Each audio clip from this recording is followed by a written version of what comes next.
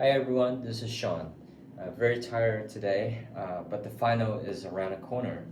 And so I decided to do more problems and to basically to practice and to memorize some very fundamental concepts. And so today I wanted to talk about one of the in-class problem that we did in class. It is very simple questions, but I just wanted to practice a little bit and to kind of review the concept. And so the question is, calculate the electric field E at point P. So we basically want to calculate the electric field at point P due to two different charge.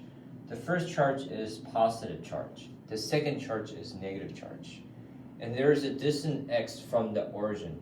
So we consider this point as an origin, and along the x-axis to the positive side, the positive directions to point P, and the distance we call that x.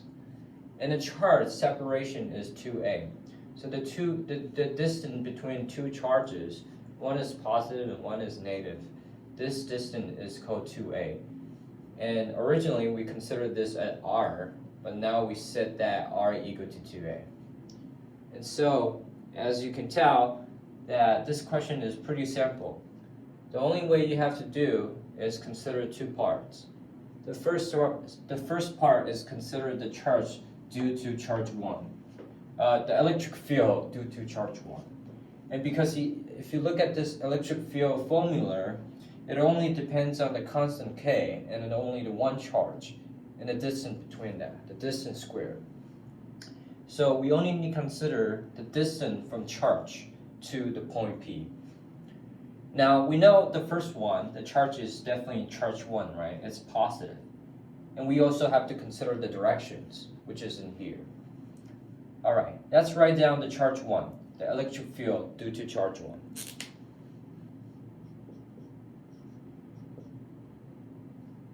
Alright, so the charge 1 is positive, and so I just write down positive charge Q. Alright, since we know charge 1 and charge 2 is equal, but there's different sign. Alright, now we have to consider the distance. And so now we see here, in here this is a charge 1, and we wanted to know the distance from charge 1 to point P. And the total distance will be 2a. It's actually, so the origin from here, right? And so the half of 2a is a. And so a plus x will be the total distance from charge 1 to point P. So that would be a plus ax squared. Okay, and it just, we have to be careful with the direction. Alright, the second part is consider the charge 2. And we have to consider the distance from charge 2 to point P. And we know the charge 2 is a negative sign. So in here, we have to making sure that there is a negative sign in front of the Q.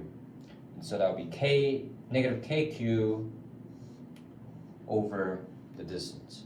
So now here, the distance is from the origin, and the origins is to here is a, right? And we know that x is from the origin to point P. And so if we wanted to we want to find the distance from charge 2 to point P, we simply x minus a, right? So that would be the distance from here to a, because this is a and the total is x, right? Total is x. So in here it would be x minus a. All right.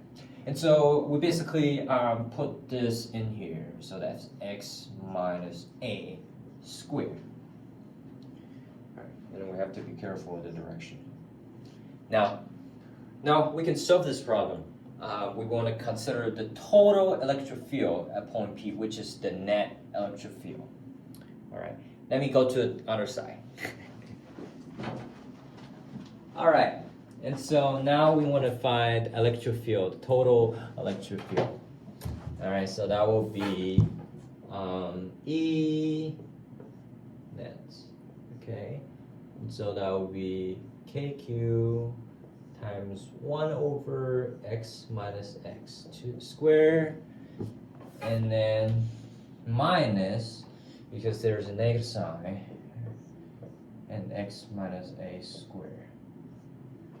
Okay, and we can basically simplify this kinds of this formula, and so we can do kq, but in here we can expand that.